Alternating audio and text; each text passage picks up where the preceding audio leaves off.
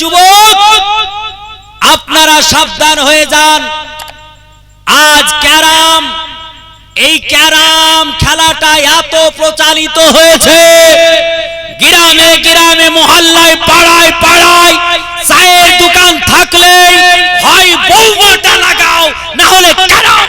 নবীদেরকে পাঠান শুধু আপনার একটা মানুষকে বোঝানোর জন্য নয়, একটা ফ্যামিলিকে বোঝানোর জন্য নয়, একটা গোত্রকে বোঝানোর জন্য নয়। সেই সময়কালে পৃথিবীর জমিনে যত মানুষ থাকবে সমস্ত মানুষকে বোঝানোর জন্য, সমস্ত মানুষকে আল্লাহ পাকের দিকে হেদায়াত করার জন্য আমার আল্লাহ তাআলা নবীগণকে পাঠিয়ে থাকেন।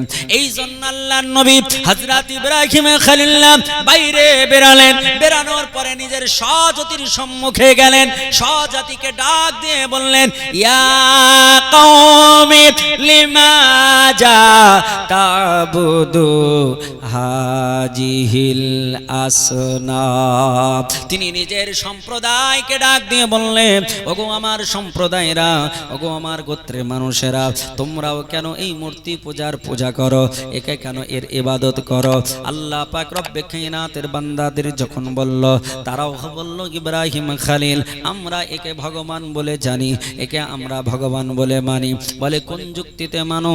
বলে আমাদের বাবা মানতো, আমাদের মা মানতো, আমাদের দাদু দাদিমা মানত, এই জন্য আমরাও মূর্তি পূজাকে বাবা খোদা বলে মেনে থাকি।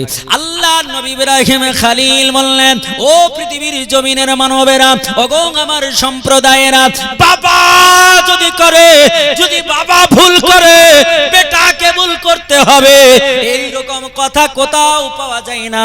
আমার আল্লাহ তাআলা তোমাকে বুদ্ধি দিয়েছে, আল্লাহ বিবেক দিয়েছে, তোমার বিবেক দিয়ে বুদ্ধি দিয়ে তোমাকে ওটা রিসার্চ করতে হবে, ওটা গবেষণা করে দেখতে হবে, যদি ঠিক হয় মানতে হবে, ভুল হলে সেটাকে ছুঁড়ে ফেলে দিতে হবে। আল্লাহ নবী ইব্রাহিম খলিলুল্লাহ নিজের দেশের মানুষকে ডাক দিয়ে বললেন, ইয়া কওমি উবুদুল্লাহ। আল্লাহ নবী বললেন, ও আমার সম্প্রদায়ের মানুষেরা, আল্লাহ পাকের ইবাদত করো, আল্লাহ পাকের ইবাদত করো, ওয়াসজুদুল্লাহ, আল্লাহ পাকেই সাজদা করো। যদি সাজদা করতে হয় একমাত্র আল্লাহকে করবে, যদি ডাকতে হয় তাহলে একমাত্র আমার আল্লাহ পাককে ডাকো। ডাকতে যদি হয়, যদি ডাকতে যদি হয় খোদাকে ডাকিও, ভালো যদি বাঁচতে হয় নবীকে বাসিও। জোরে বল সুবহানাল্লাহ। নবীকে ভালোবাসবে কেন আর খোদাকে ডাকবে কেন?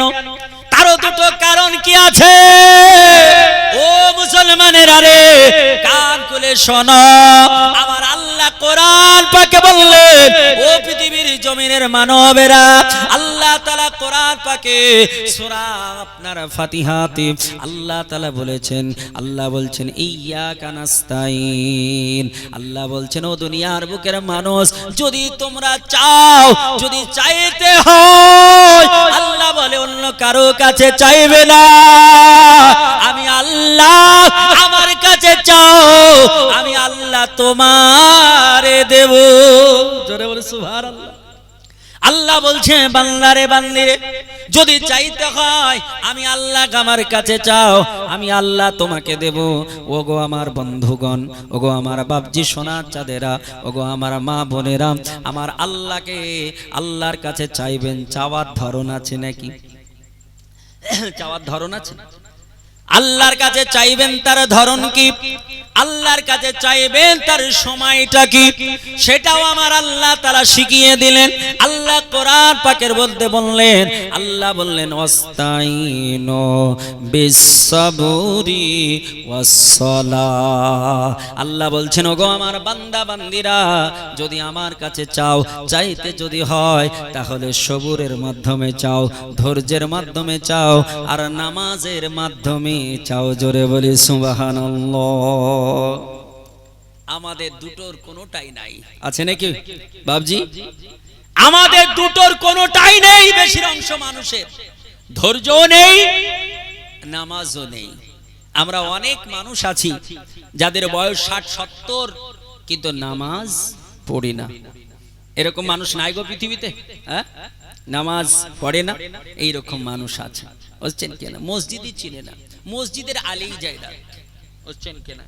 এক যুবক ফজরের টাইমে আগে মসজিদে গিয়েছে নামাজ পড়তে।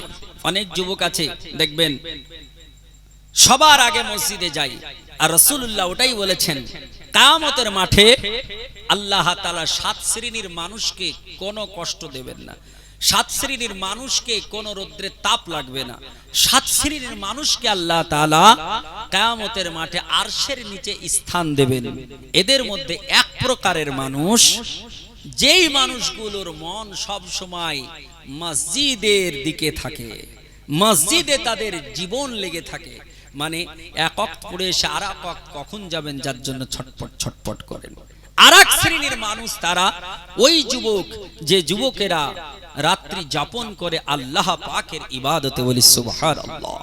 তো এক যুবক সকাল বেলায় ভোরে ফজরের নামাজ পড়তে গিয়েছেন, গিয়ে দেখছেন মসজিদের ভিতরে একটা গরু ঘোরাঘুরি করছে, বুঝছেন কিনা?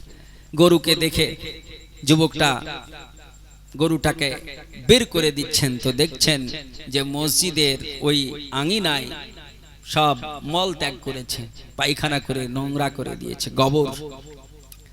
এখন যুবক দেখছেন এক এক করে মানুষ আসবে আর সকলে তো পায়ে নিয়ে মসজিদে ঢুকবে। তো যুবক ওখানেই দাঁড়িয়ে বলছেন, এই গরুকার গরুকার, এই করতে করতে একটা একটা করে মুসল্লি আসছে, মুসল্লি বেড়ে গেল, এই গরুকার গরুকার। তার মধ্যে একজন ব্যক্তি বলল, এ তো গরু আমাদের মুরুল সাহেবের গরু। তো এখন যুবক বলল, ওই মুরুলকে গিয়ে বলতে হবে আল্লাহর ঘর মসজিদ, এই মসজিদে গরু ঢুকবে, আর বলতে হবে না। কিছু মানুষ বলল, মুরুল মানুষ বলা যাবে না। যুবক বলল, না, এটা কখনোই হবে না, আল্লাহর ঘর মসজিদে ঢুকেছে, এটা বলতেই হবে। এখন যুবকের দিকে আরো কয়েক যুবক হয়ে গেল। এখন যুবক বললেন, চলো যাই। মোড়লের বাড়ি গিয়ে মোড়লকে বলছে, এ মোড়ল মশাই, আপনার গরুতে ঢুকে পায়খানা করেছে, আপনার গরু বেঁধে রাখতে পারেন না? তো মোড়ল বলছে, হারে পাগলা। যুবক বলছে, আরে পাগলা, আরে ও তো গরু বলে গিয়েছে, কই আমাকে জীবনে কোনোদিন মসজিদে দেখেছিস? আরে গরু বুদ্ধি নাই বলে মসজিদে গিয়েছে, আমি মুড়ল তো কোনোদিন মসজিদে যাইনি। এরকম অনেক ব্যক্তি আছে যে মসজিদের ধারে যায় না, নামাজের হাত ধরে না, নামাজ কি জিনিস বুঝে না। মরণকালে দেখা যাচ্ছে বেটা মাথায় টুপি দিয়ে দিয়েছে, বলে কি ব্যাপার, বাবা মারা গেছে, টুপি লাগিয়ে দিয়েছে। জিন্দেগিতে এক ওয়াক্ত নামাজ পড়ল না, টুপি দিয়ে দিলে জান্নাত পেয়ে যাবে। শুধু কবরে ঢুকে দেখ, শুধু কবরে ঢুক, দেখ তোকে কেমন করে সাইজ করছে ফারিস্তা, বুঝলেন কিনা? মুগুর দিয়ে সাইজ করবে। টুপি থাকলি আপনি মাপ পাবেন তা নয়, বুঝছেন কিনা? টুপি বেঈমানও দেয় না, হ্যাঁ দেয় কি দেয় না? মোদিও টুপি দেয় না? মোদি নেপালে গিয়েছিল, নেপালিরা এক ধরনের টুপি দেয়, দেখবেন ওই টুপিও পরে। অখিলেশ যাদবের পার্টি যারা করে সবাই টুপি দেয়, কাস্তি টুপি দেয় না? তো টুপি দিলেই ভালো লোক তা মনে করেন না, সুবহানাল্লাহ। তো যাই হোক, মুআজ্জাজ মুহতারাম, বলতেছিলাম হযরত ইব্রাহিম আলাইহিস সালামের কথা। আল্লাহর নবী হযরত ইব্রাহিম আলাইহিস সালাম তিনি নিজের স্বজাতিকে বোঝাচ্ছেন জাহান্নামের রাস্তা থেকে জান্নাতের রাস্তায় নিয়ে আসার জন্য প্রচেষ্টা করছেন, কিন্তু তারা রাগান্বিত হলো। ভালো কথা, অনেকে মানুষ দেখবেন ভালো কথা শুনলে রাগ হয়। আপনি বলুন এটা কেমন করে হয়? ভালো কথা শুনেও অনেকের রাগ হয়, বলে কেন? সাধারণ একটা কথাই বলি, ধরুন কোন দু চারটে যুবক ক্যারাম খেলছে, ক্যারাম খেলতে এত নিশা, বলছেন কিনা, গরমে ঘেমে জামা পোশাক নষ্ট হয়ে যাচ্ছে, কিন্তু ক্যারামই মন। ওই টাইমে যদি কোন মৌলভী সাহেবকে বলে, এই বাবু আর ক্যারাম খেলো না, চলো বাবু নামাজ পড়তে চলো, মসজিদে পাখা আছে, ফ্যান আছে, কোনো গরম লাগবে না, কষ্ট লাগবে না, চলো। তো একবার বললো, কিছু বললো না, আবার বললো কিছু, 3-4 বার যদি বলে, ক্যারামের ডিস্টার্ব যখন হবে, বুঝছেন কিনা, জানতো আপনি বকেন কেন, জানতো, যাবো পরে যাবো, যান। যখন চলে গেল মৌলবি তখন বলছে তাহলে আবার শায়ক আল্লাহ একার কাজ নাই ওর। মৌলবিকে বলছে তাহলে আবার শায়ক আল্লাহ একার ওর কাজ নাই, ক্যারাম খেলছে আর আমাকে মসজিদের জন্য ডাকছে। আচ্ছা মৌলবি সাহেব ভালোর জন্য ডাকলো না খারাপের জন্য? ভালোর জন্য, কিন্তু ওর মেজাজ গরম হয়ে গেল। তো ভালোর জন্য ডাকলেও মানুষের রাগ হয় অনেক সময়। মুআজ্জাজ মুহতারাম, বিশেষ করে বলবো যুবক, আপনারা সাবধান হয়ে যান।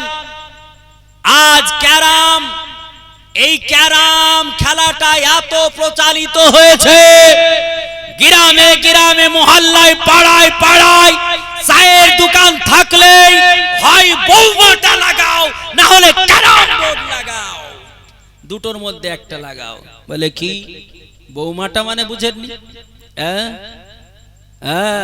গত সোমবারে আমার প্রোগ্রাম ছিল জিয়াগঞ্জ থেকে ভিতরে বাধাল, ওখানে একটা মাদ্রাসা আছে কি রামপুর, যাই হোক, কুঠি রামপুর না আরেকটা রামপুর আছে, গুজাস্তি রামপুর, এই গুজাস্তি রামপুর মনে হয়, বুঝছেন কিনা? ওখানে রাত্রি, শেষ রাত্রিতে প্রধান বক্তার যা হয় শেষ রাত্রিতে, তা আমি 9:30টার সময় আমার গাড়ি নিয়ে ঢুকলাম। তো একটা ঘরে হুজুরকে বসতে দেবে, বুঝছেন কিনা? হুজুরকে যেই ঘরে বসতে দেবে সেই ঘরে হাতিয়ারটা আছে, বুঝছেন কিনা? টেবিলের উপরে বড় হাতিয়ার, এইরকম সাদা ভালো তোয়ালে দিয়ে এইভাবে ঢাকা, ঘুমটা দিয়ে। আমার ছেলে বলছে আব্বু ওটা কি? ঢাকা আছে। তা বলছি বসো, চুপ করো।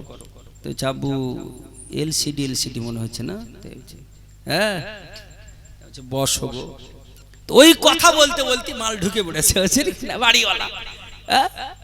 তা আমি বলছি কি গো ভাই, আমি তো জানি যে কি ঢাকা, আপনি গেলে আপনিও বুঝতে পারবেন। যে ভাই কি গো ওটা একদম এত সুন্দর করে ঢেকে রেখেছেন, হ্যাঁ তার বলিয়েন না মৌলানা সাহেব, তাই বলেও কেটে পড়েছে, বুঝছেন কিনা? আর বলিয়েন না বলে কেটে পড়েছে। বুঝতে পারছেন না কি জিনিসটা? টিভি কিনা মৌলভী সাহেব আসছে তাই ঘুমটা দিয়েছে, বৌমাকে যেমন ঘুমটা দেয় না, নতুন বৌমা আসলে কি এইভাবে ঘুমটা দিয়ে আসে না, খুলে আসে, ঘুমটা দিয়ে আসে না, এখন খুলে আসছে, কিন্তু রীতি হচ্ছে ঢেকে আসা, তো ঢেকে দিয়েছে, বুঝছেন কিনা? তার জন্য আমি নাম রেখেছি বৌমাঠা, যার ইংরেজি নাম হচ্ছে টেলিভিশন, বুঝছেন কিনা? তো মুআজ্জাজ মুহতারাম, দেখবেন প্রায় চায়ের দোকানে ওই বৌমাটা থাকবে, না হলে ক্যারাম বোর্ড থাকবে, না হলে বলে কি ব্যাপার ভাই, এটা না হলে তোমার দোকান চলবে না, মানুষই হয় না, বুঝছেন কিনা? তো আপনার ওই ছবি দেখা, আপনার টিভিতে নোংরা ছবি দেখা, ওটাও যেমন হারাম, ক্যারাম বোর্ড খেলাটাও হলো হারাম। আপনারা যারা খেলেন হয়তো মনে রাগ হচ্ছে নাকি, কিন্তু এটা শুনুন, প্রত্যেকটা আলিমের কাজ হচ্ছে মানুষকে সাবধান করা, কারণ কিয়ামতের মাঠে আল্লাহ আলিমকে জিজ্ঞেস করবে তুমি কি বলেছো? যদি তিনি বলে থাকেন তো বাঁচবেন, নাহলে গুনাহ করবেন আপনারা, আর আলিম ঠুকুন খাবে, বুঝছেন কিনা? এই জন্য আলিমকে বলতে হবে। তো বিশেষ করে আমি বলবো, আপনাদের অনুরোধ করব, বিশেষ করে যুবক ভাইদেরকে, ক্যারাম খেলা আজ থেকে তওবা করে দেবেন, কারণ ক্যারাম খেলা হচ্ছে হারাম। এইতে থেকে আপনি নিজের জীবনকে বাঁচান, আল্লাহ পাকের রাস্তায় আসুন। রাসূল বলেছেন, যে জাতির যুবকেরা আগে বেড়ে যায় ও জাতিটা আগে বেড়ে যায়, বলে সুবহানাল্লাহ। নবী পাক যুবকের সম্মান দিয়েছেন। তা আমি অন্যদিকে যেতে এই জন্য পাচ্ছি না যে জীবন ইব্রাহিম খলিলুল্লাহ, অন্যদিকে গেলে টাইম লস হবে, না হলে আমি যুবকের উপরে হাদিস বলতাম। তো মুআজ্জাজ মুহতারাম, আল্লাহর নবী হযরত ইব্রাহিম আলাইহিস সালাম তিনি যুবকদেরকে ডেকে তিনি বোঝাতে লাগলেন। এর মধ্যে প্রথম যিনি তিনার কাছে কালেমা পড়ে ইসলাম গ্রহণ করলেন, তিনি হচ্ছেন তিনার ভাইয়ের সন্তান, যাকে আমরা কি বলি ভাইপো নাকি, ভাইপো। প্রথম যিনি কালেমা পড়ে ইসলাম গ্রহণ করেছিলেন তিনার ভাইপো, যিনি পরবর্তীতে নবী হিসাবে মনোনীত হয়েছিলেন, যিনার নাম হযরতে লূত আলাইহিস সালাম। বলি সুবহানাল্লাহ। এটা দুরূদে পাক আল্লাহুম্মা সাল্লাল্লাহু আলা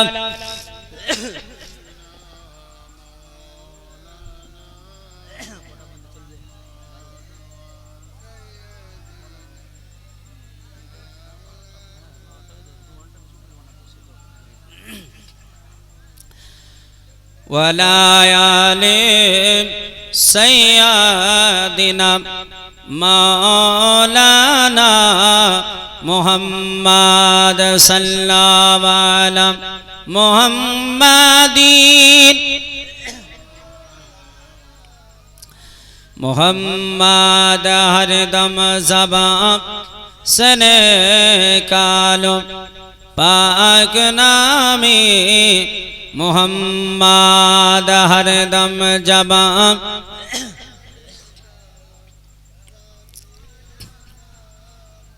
আমার প্রাণের দয়ার নবী দাও না কেন দেখা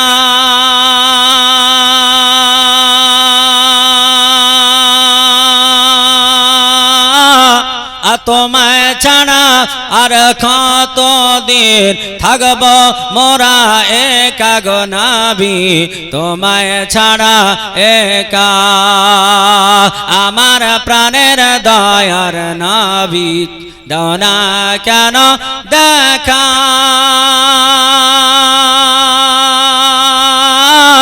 তোমায় ছাড়া আর কতদিন থাকব মোরা একা গো নবী, তোমায় ছাড়া একা। দিবানিশি কেঁদে কেঁদে হইলাম পাগল পারা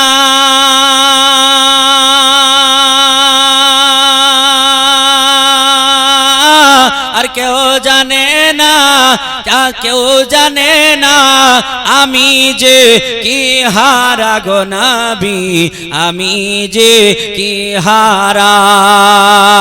শোনো রে আকাশ, শোনো রে বাতাস, হারালাম মোদের নবী।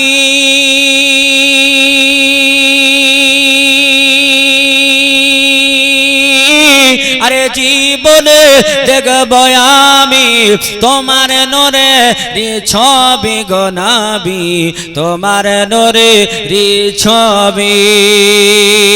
আমার প্রাণের দয়ার নবী দাও না কেন দেখা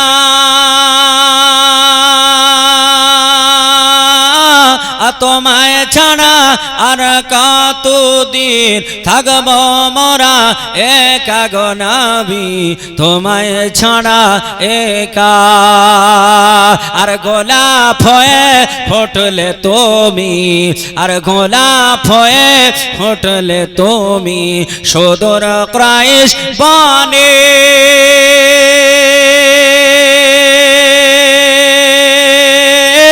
আর সূর্য হয়ে উঠলে তুমি আমার ভাঙা প্রাণে গো নবী, আমার ভাঙা প্রাণে। আল্লাহুম্মা সাল্লাল্লাহু আলা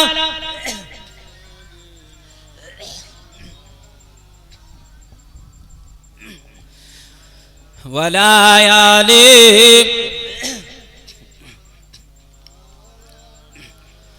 মুহাম্মদ সাল্লাল্লাহু আলা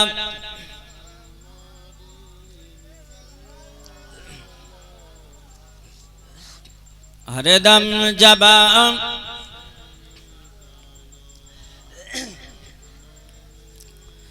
মুআজ্জাজ মুহতারাম, আমার আল্লাহ পাক রব্বে কায়নাত রব্বুল আলামিনের নবী হযরত ইব্রাহিম খলিলুল্লাহ তিনি এমন করে গ্রামবাসীকে, প্রতিবেশীকে, নিজের জাতিকে, বাবাকে, মাকে এক এক করে সকলকে যখন বোঝাতে লাগলেন, এই কথাটা আস্তে আস্তে নমরুদের কানে পর্যন্ত, নমরুদের কর্ণকুহরে পর্যন্ত পৌঁছিয়ে গেল।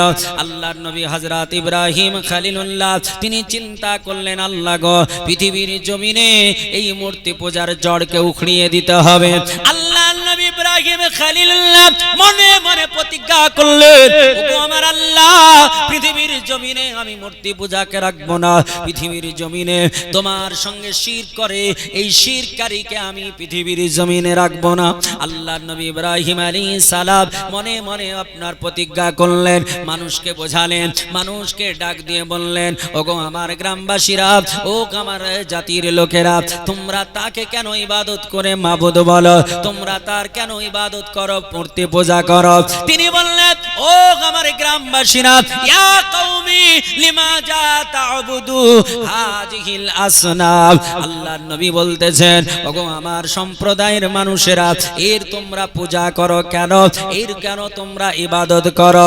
তোমরা এই কি এর ইবাদত করতেছো, অথচ এই মূর্তি পূজা তোমার কোন ধরনের উপকার করতে পারবে না, তোমার কোন রকমের উপকার দিতে পারবে না, ক্ষতিও দিতে পারবে না, যে নড়াচড়াও করতে পারে না, যে খেতেও পারে না, কারণ সে হলো, আল্লাহর নবী বলছেন যে ওই মূর্তি পূজাটা হলো একটা পাথর। তিনি বললেন, ও দুনিয়ার বুকের মানুষেরা, এই পাথরের তোমরা পূজা করো কেন? আমার আল্লাহ পাকের পূজা করো, আমার আল্লাহ পাককে ডাকো, যে আল্লাহ তাআলা তোমাকে কত সুন্দর করে বানিয়েছেন। আল্লাহ কোরআন পাকে বলেছেন, আল্লাহ বলছেন, খলাকাল ইনসানা মিন সালসালিন কাল ফাখর। আল্লাহ বলছে, বান্দারে, ও আমার বান্দা বান্দিরে, আমি আল্লাহ তোমাদেরকে ঠনঠনে মাটি থেকে, শুকনো মাটি থেকে আমি আল্লাহ বানিয়েছি। আল্লাহ তাআলা মানুষকে শুকনো ঠনঠনে মাটি থেকে আমার আল্লাহ তাআলা তৈরি করেছে, আর জিনেদের বানিয়েছেন আমার আল্লাহ তাআলা। রব্বে কায়নাত রব্বুল আলামিন বলেছেন, লাকাদ খালাকনাল জান্নাত মিম্মা রিজিম মিন্নার। আল্লাহ বলছেন, ও জিন সম্প্রদায়, আমি আল্লাহ তোমাদের অগ্নি শিখা হইতে, আগুনের লিলিহান থেকে আমি আল্লাহ তোমাদের বানিয়েছি। আল্লাহ বলছেন, একজনকে, এক শ্রেণীকে আমি আল্লাহ শুকনো মাটি দ্বারা বানালাম, আমি আর একটা সম্প্রদায়কে আমি আল্লাহ আগুনের লেলিহান থেকে, আগুনের শিখা থেকে আমি বানালাম। আমি আল্লাহ তাআলা কত বড় ক্ষমতাশালী, আমি আল্লাহ তাআলা তোমাদের বানিয়েছি। তোমরা পৃথিবীর বুকে যাবে আর আমি আল্লাহ আমার ইবাদত করবে, এই জন্যই আমি আল্লাহ তোমাদের বানিয়েছি। আল্লাহ বলেছেন, ও দুনিয়ার বুকের মানুষেরা শোনো, আল্লাহ পাক কোরআন পাকে জানিয়েছেন, আল্লাহ তাআলা পৃথিবীর মানুষকে বলে দিয়েছেন, জিনদের বলে দিয়েছেন।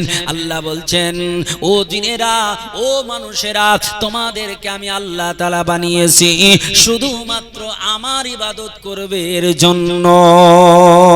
আমার আল্লাহ পাক রব্বে কায়নাতের নবী এমন করে সুন্দরভাবে বোঝাতে লাগলেন, কিন্তু তাদের বুঝে আসলো না, তারা কোনো মতে মানতে চাইলো না। এখন নবী ইব্রাহিম আলাইহিস সালাম মনে মনে প্রতিজ্ঞা করলেন, যখন এদেরকে পারা যায় না, ওই মূর্তি পূজাগুলোর 12 বাজাবো, ওই মূর্তি পূজাগুলোকে ঠেঙাবো, দেখি মাবুদ কত বড়, যাকে এত পূজা করা হয়। আমি তাদের সঙ্গে একটু কথা বলবো, যদি কথা বলতে পারে ভালো, আমি দুধ নিয়ে যাব, কলা নিয়ে যাব, তাহলে দুধ দেব, কলা দেব, যদি খেতে পারে ভালো, যদি না পারে তাহলে তাকে সাইজ করব। আল্লাহর নবী ইব্রাহিম খলিলুল্লাহ তিনাকে একটা দিন, যেদিন তাদের ঈদের দিন ছিল, যেদিন আপনার মানুষেরা খুশি করত, ফারিহান নাস, যেই দিন মানুষেরা খুশি করত, তারা আপনার উৎসব বানাতো, সেই দিনটা ছিল ইয়াউমুল ঈদ। ঈদের দিনে তারা খুশি মানাতো। এই দিনে আল্লাহ পাক রব্বি কায়নাতের বান্দারা তারা ময়দানে যেত, বিভিন্ন রকমের খেলাধুলা করত, অবশেষে মূর্তি পূজার কাছে গিয়ে মাথা নত করে সাজদা করে তারা বাড়ি ফিরত। আল্লাহর নবী ইব্রাহিম আলাইহিস সালাম তিনাকে বলল, ইব্রাহিম, বাবা আজার বলছে, ইব্রাহিম, ও আমার ছেলে, তুমি আমার সঙ্গে যাবে না, ঈদের ময়দানে যাবে না, মূর্তি পূজাকে সাজদা করতে যাবে না। আল্লাহর নবী ইব্রাহিম আলাইহিস সালাম তিনি বললেন, আনা সাকিম, আমি হলাম অসুস্থ, আমি অসুস্থ রয়েছি, আমি যাব না, তোমরা যাও। আল্লাহর নবী ইব্রাহিম খলিলুল্লাহ তিনি গেলেন না, যাবেন না, মানুষ তারা চলে গেল। মানুষ তারা যাওয়ার পরে তারা খেলাধুলা করে এবার মূর্তি পূজাকে শেষ বেলায় বিদায় দেবে। আল্লাহ নবী ইব্রাহিম খলিলুল্লাহ পুরো আপনার তাদের পরিস্থিতি জানতো, তিনাদের সমস্ত কীর্তিকলাপ জানতেন। আল্লাহ নবী ইব্রাহিম আলাইহিস সালাম তিনি যখন দেখলেন মানুষেরা যখন ময়দানে খেলাধুলায় ব্যস্ত, এই টাইমে ইব্রাহিম আলাইহিস সালাম মূর্তি পূজার কাছে পৌঁছে গেলেন। যাওয়ার পরে ইব্রাহিম আলাইহিস সালাম খাবার নিলেন, পানি নিলেন, নেওয়ার পরে বলতেছেন, ও মূর্তি পূজা শরীফ তুমি পান করো, তুমি পান করো। কিন্তু সে তো পান করতে পারে না, সে তো পান করলো না, সে তো কথাও বললো না, কোনো কিছু যখন করলো না, আল্লাহর নবী ইব্রাহিম আলাইহিস সালাম তিনি কি করলেন, ও আল্লাহর নবী ইব্রাহিম আলাইহিস সালাম তিনি আপনার ওই মূর্তি পূজাগুলোকে একদিক থেকে শুরু করে কুড়োল দিয়ে আপনার ভাঙতে শুরু করে দিলেন। আল্লাহর নবী ইব্রাহিম আলাইহিস সালাম এক এক করে সব মূর্তিগুলো সবগুলোকে তছনছ করে ফেলে দিলেন, ধ্বংস করে দিলেন। কিন্তু ওদের মধ্যে একটা যে বড় ছিল তাকে কিন্তু মারলেন না, তাকে ভাঙলেন না। আল্লাহর নবী ইব্রাহিম আলাইহিস সালাম সব ভাঙার পরে আল্লাহর নবী ইব্রাহিম খলিলুল্লাহ কি করলেন, আল্লাহর নবী ইব্রাহিম আলাইহিস সালাম তিনি কি করলেন, ওই কুড়োলটাকে নিয়ে আল্লাহ কাফি উনুকিহি তার গর্দানে আপনার ওই কুড়োলটা ঝুলিয়ে দিলেন। সবগুলো ভেঙে দিয়ে কুড়োলটা ঝুলিয়ে দিলেন।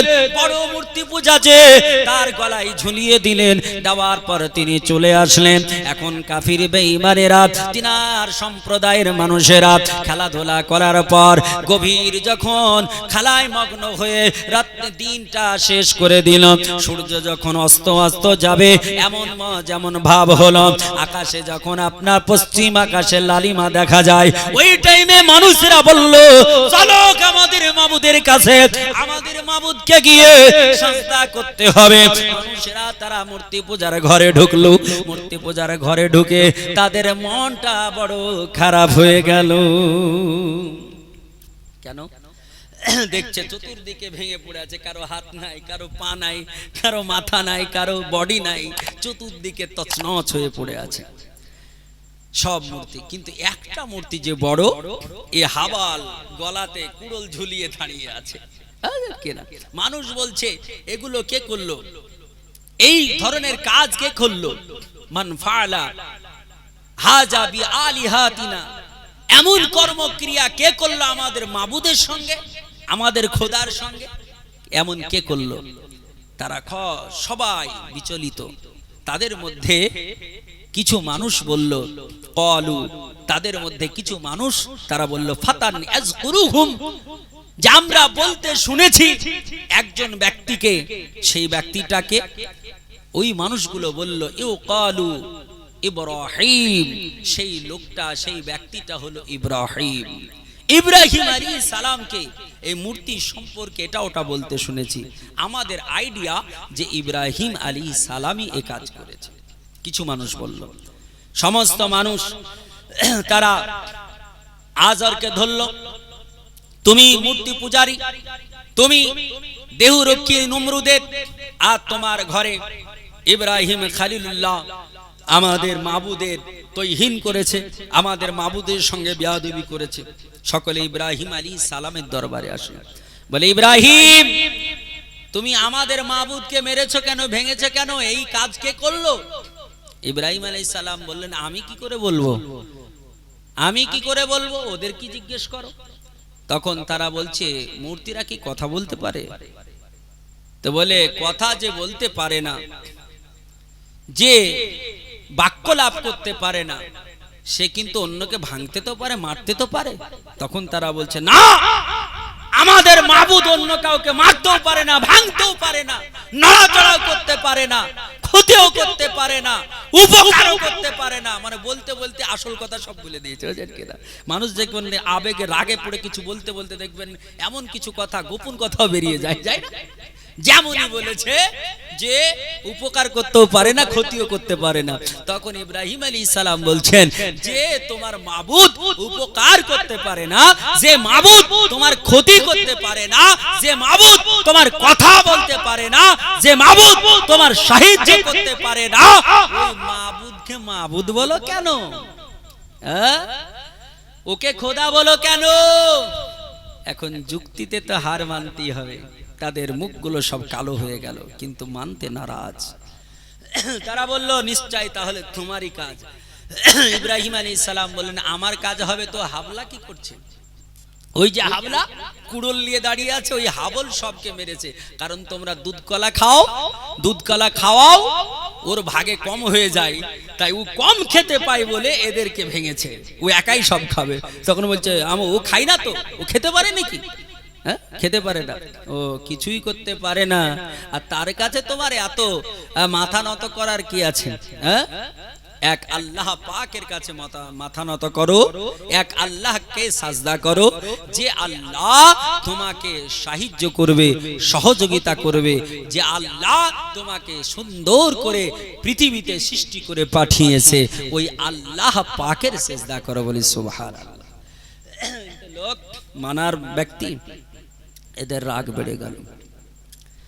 এক এক করে কি হলো, খবরটা আর সেখানে সীমাবদ্ধ থাকলো না, খবরটা আপনার রাজ দরবারে পৌঁছে গেল, নমরুদের কর্ণকুহরে পৌঁছে গেল।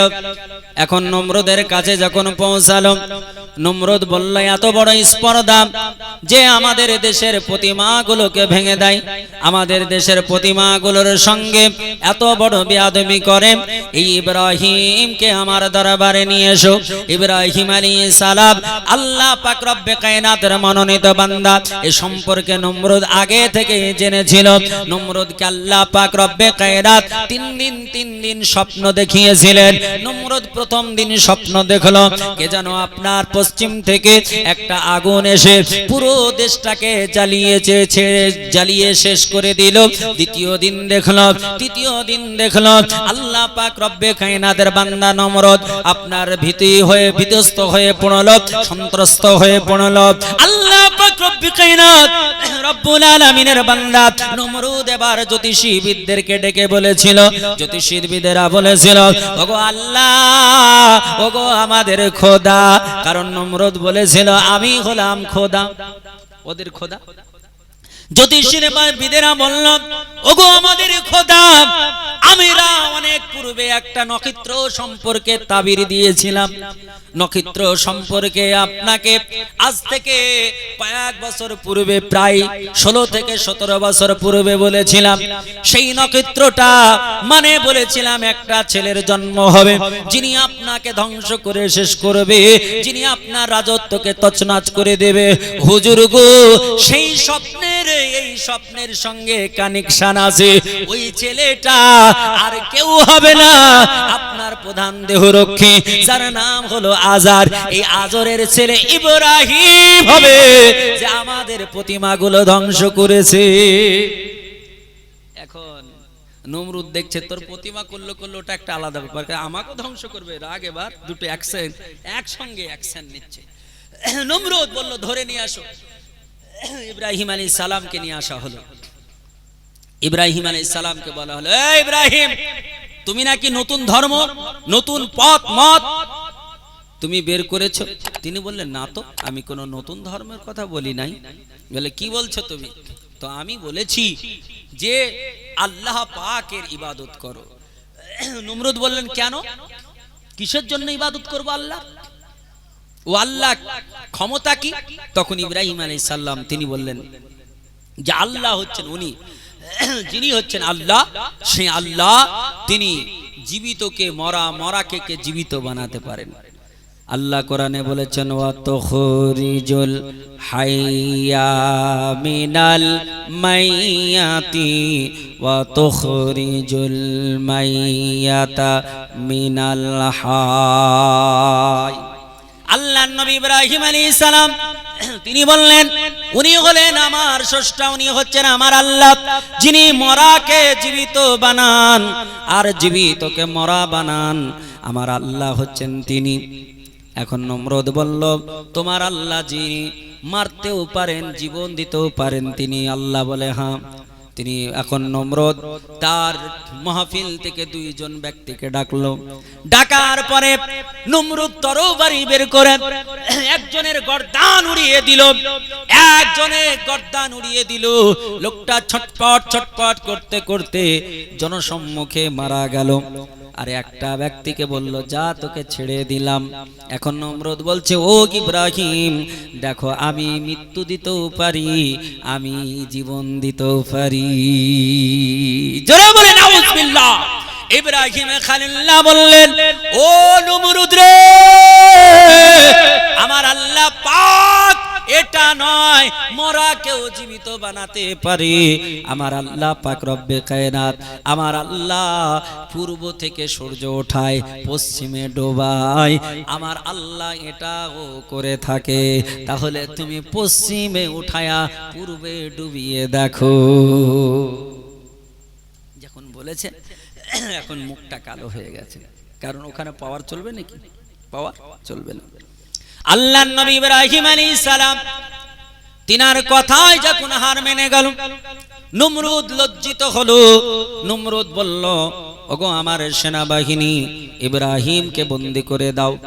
ইব্রাহিম আলাইহিস সালামকে বন্দী করে দেওয়া হলো। এখন পরামর্শ শুরু হলো, মিটিং শুরু হলো যে এই দুশমনকে ইব্রাহিম খলিলুল্লাহকে দুনিয়ায় রাখা যাবে না, পৃথিবীর জমিনে রাখা যাবে না। আল্লাহ পাক রব্বে কায়নাতের বান্দারা বিশাল বড় মিটিং পরামর্শ শুরু করলো। বিভিন্ন জন বিভিন্ন রকম মন্তব্য মত দিতে শুরু করলো। ও মুসলমানেরা, ওই মিটিং এ রায় কি হলো? ওই মিটিং এ রায় কি প্রকাশ পেল? নমরুদের মাহফিলে আল্লাহর নবী ইব্রাহিম খলিল সম্পর্কে একটা রায় প্রকাশ পেল। শুনবেন না শেষ করে দেব? অনেকের ঘুম ঘুম ভাব মনে হচ্ছে, বুঝতে পারছি। অনেকে অস্বস্তি বোধ করছেন, আর করারই একটা কথা, কারণ রাত্রি 12টা প্রায় হয়ে গেছে, 10 মিনিট বাকি। আবার কালকে আবার পরশুদিন, তাহলে তো কষ্ট হবে।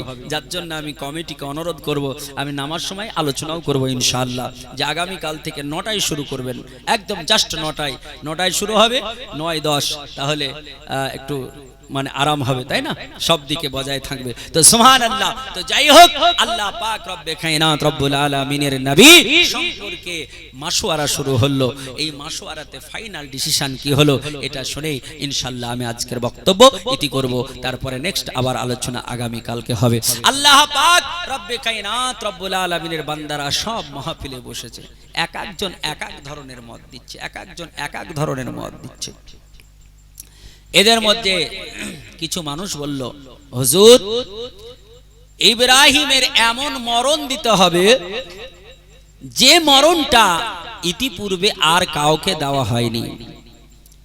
বলে হুজুর আপনার রাজ দরবারে আইন আছে, কোন পাপী ব্যক্তিকে যদি শাস্তি দেওয়া হয় তাহলে তাকে সুলি দেওয়া হয়, ফাঁসি দেওয়া হয়।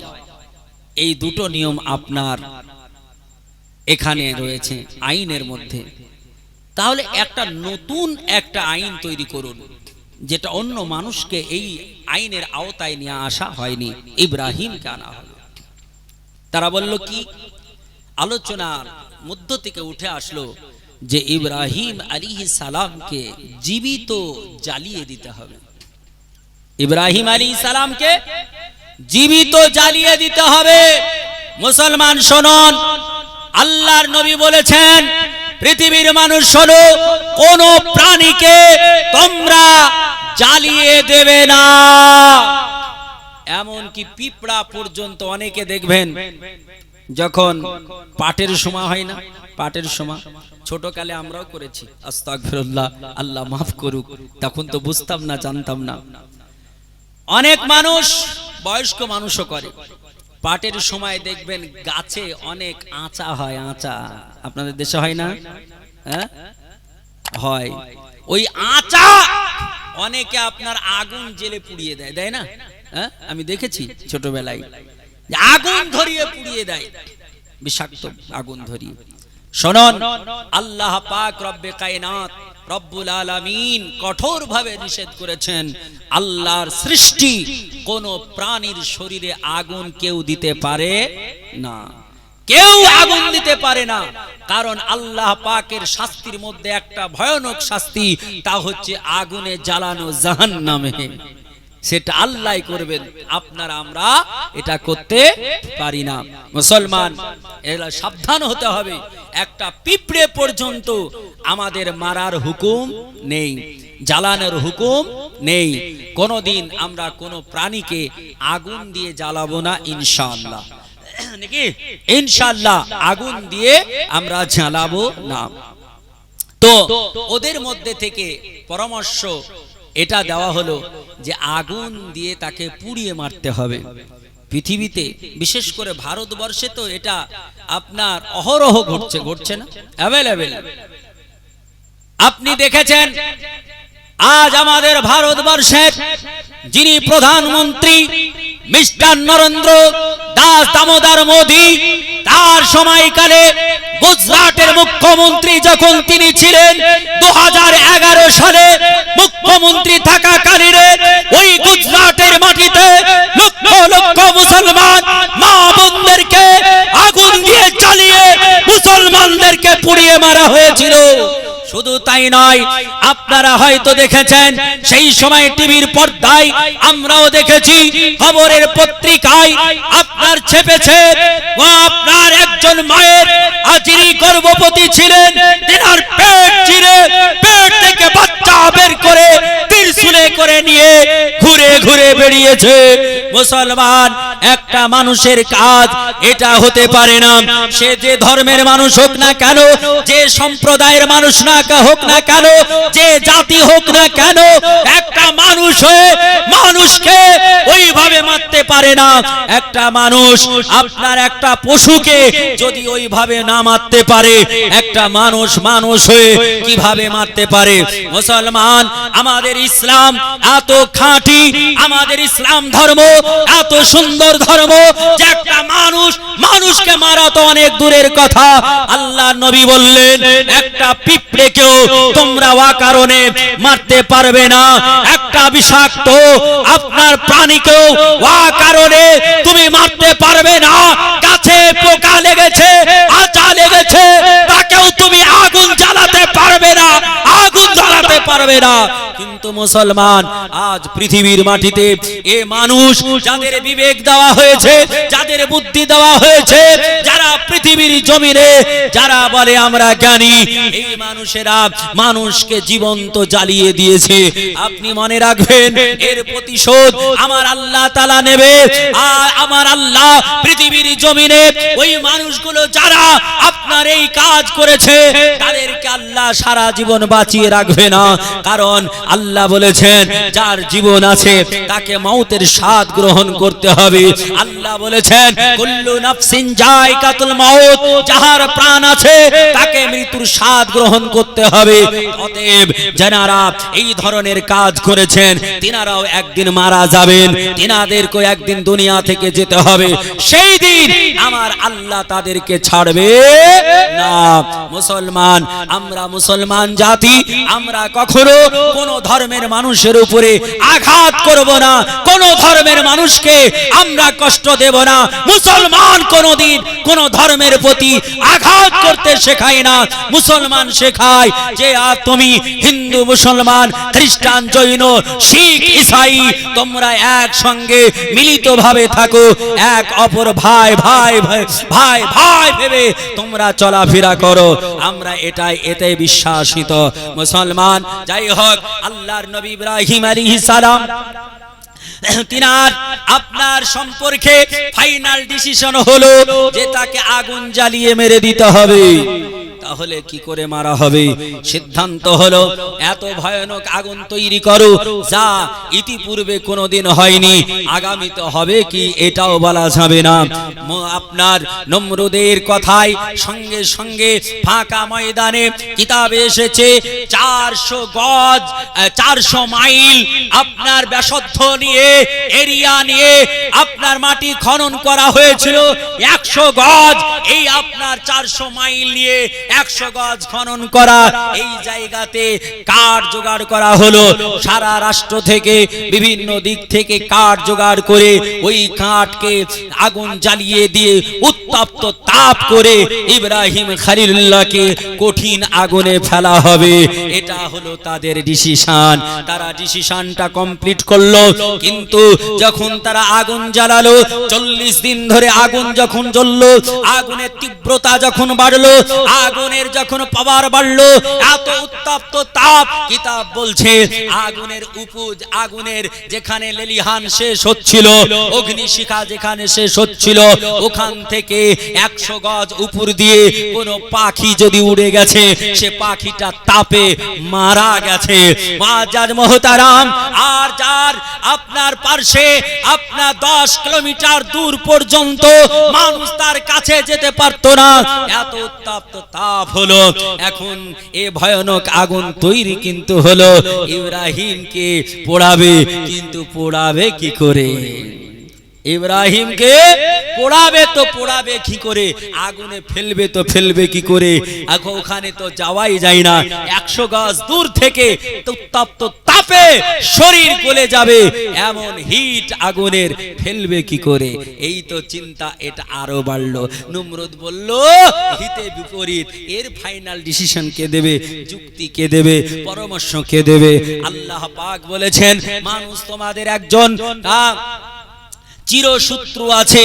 এই চিরশত্রু সব জায়গায় মানুষের ক্ষতির পেছে থাকে। কে এসে? কোরআনে আল্লাহ বলেছেন শয়তান। আল্লাহ বলছেন ইন্নাশ শায়াতানা লিল ইনসানি আদুউম মুবিন। আল্লাহ বললেন, ও দুনিয়ার বুকের মানুষেরা, দুনিয়ার বুকের মানুষেরা, তোমাদের চিরশত্রু, তোমাদের প্রকাশিত শত্রু, তার নাম হলো আজাজিল শয়তান। আল্লাহ পাক রব্বে কায়নাতের বান্দা, আজাজিল শয়তানের অভিজ্ঞতা আপনার অনেকটাই বেশি, কারণ আজাজিল শয়তান প্রথম আসমান দেখেছে, দ্বিতীয় আসমান ঘুরেছে, তৃতীয় আসমান, চতুর্থ আসমান, পঞ্চম ষষ্ঠম আসমান দেখেছে। আমার আল্লাহ পাক, আমার রব্বে কায়নাত, আমার রব্বুল আলামিন তিনার জান্নাত ভ্রমণ করেছে, আমার আল্লাহর জান্নাত উপভোগ করেছে, ফারিস্তাদের সঙ্গে থেকেছে, ফারিস্তাদের সঙ্গে সময় দিয়েছে, যাকে ফারিস্তাদের আপনার কমান্ডার বানানো হয়েছিল, ফারিস্তাদের পরামর্শ দিয়েছে, যাকে বলা হয় মুআল্লিমুল মালাইক, যাকে ফারিস্তাদের লিডার বলা হয়, ফারিস্তাদের শিক্ষক বলা হয়। জ্ঞান কম হবে না, জ্ঞান কম হবে না। আল্লাহ পাক রব্বে কায়নাতের বান্দা আজাজিল শয়তান এত জ্ঞানী হওয়ার পরে শুধুমাত্র একটু অহংকারের কারণে, আল্লাহর কথা অমান্য করার কারণে আমার আল্লাহ তাআলা সারা জীবনের ইবাদতগুলো, সারা জীবনের সাজদাগুলো আমার আল্লাহ বেকার করে দিল। আমার আল্লাহ লানাতের তক পরিয়ে দিল, আমার আল্লাহ ইবলিস ঘোষণা করে দিল, আমার আল্লাহ মালাউন ঘোষণা করে দিলেন। আমার আল্লাহ পাক রব্বে কায়নাতের বান্দা ওই আজাজিল শয়তান, যার গভীর জ্ঞান, ওই জ্ঞানের রাশি নিয়ে ওই মাহফিলে একজন বৃদ্ধ মানুষের রূপ ধারণ করে ওইখানে বসে গেল, রূপ ধারণ করে বসে গেল। নমরুদ যখন সুরাহা পায় না, নমরুদ যখন কোনো উপায় পায় না, ওই টাইমে দাঁড়িয়ে গেল, দাঁড়িয়ে বলে, নমরুদ, ও আমাদের খোদা, আমি একটা তোমাকে পরামর্শ দিতে পারি, একটা যুক্তি দিতে পারি। তিনি বললেন, আপনি কে? বলে, আমি হলাম একটা ভিনদেশী মানুষ, আমি একজন আজমি মানুষ, তবে আপনাকে যুক্তিটা যেটা দেব, এটা আপনার মনোপত হলে এটা গ্রহণ করতে পারেন। আল্লাহ পাক রব্বে কায়নাতের দুশমন ওই আপনার নমরুদ বলল, ও মুরব্বি, ও বুড়ো মানুষ, বলো তোমার মত কি? বুড়ো, তোমার মত কি? ইবলিস আসলে বুড়ো নয়, সেজেছে। ইবলিস বলল, গো নমরুদ, ওগো খোদা, ওগো দুনিয়ার খোদা, নমরুদ আমার কাছে যুক্তি আছে, তাকে ফেলার একটা যুক্তি আছে। 100 গজ দূরে একটা তোমাকে চড়ক গাছ বানাতে হবে, চড়ক গাছ তৈরি করতে হবে। আপনারা চড়ক মেলা দেখেছেন? কেউ দেখেছেন? আমি কিন্তু মোবাইলে দেখেছি, হ্যাঁ, বংশী বেঁধে ঘোরাচ্ছি, হ্যাঁ। আল্লাহ পাক রব্বে কায়নাতের বান্দা আজাজিল বলল, ওগো আমাদের খোদা, ওগো নমরুদ, একটা চড়ক গাছ বানাতে হবে। ওই চড়ক গাছে ইব্রাহিমকে উঠায়া ওই চড়ক গাছ থেকে 100 গাছ দূর থেকে পানাসে আগুনে ফেলে দেওয়া হবে। আল্লাহ পাক রব্বে কায়নাতের বান্দা হযরত আর ইব্রাহিম খলিলুল্লাহ তিনাকে মারার পরিকল্পনা, তিনাকে মেরে দেওয়ার প্ল্যান সাকসেস হয়ে গেল। নমরুদ বলল, তোমার কথা যুক্তি আছে, তোমার কথাকে প্রাধান্য দেওয়া হলো, এখন কিভাবে কেউ কখন মারা হবে এই আপনার ষড়যন্ত্র তৈরি হলো। আল্লাহুম্মা সাল্লামা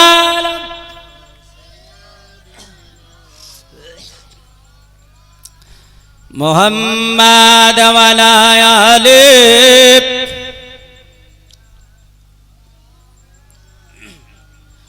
মুহাম্মাদ সাল্লাল্লাহু আলাইহি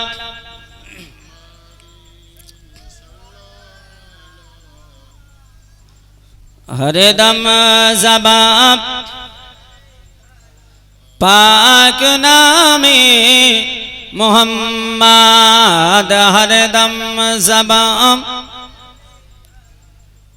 শফিয়ানা মুহাম্মাদ সাল্লাল্লাহু তাআলা আলাইহি ওয়াসাল্লাম। মুআজ্জাজ মুহতারাম, ইবলিশের যুক্তিটা গ্রহণ করা হলো। এখন আল্লাহ নবী ইব্রাহিম আলাইহিস সালামকে সেই চড়ক গাছে উঠিয়ে আগুনে তারা কি ফেলতে পেরেছিল? পরিকল্পনা সাকসেস, যুক্তি ঠিক আছে, সব ঠিক আছে, কিন্তু তারা প্রথমত যে চেষ্টা করেছিল সেটা বিফল গিয়েছিল। এখন কিভাবে তাকে আগুনে ফেলেছিলেন?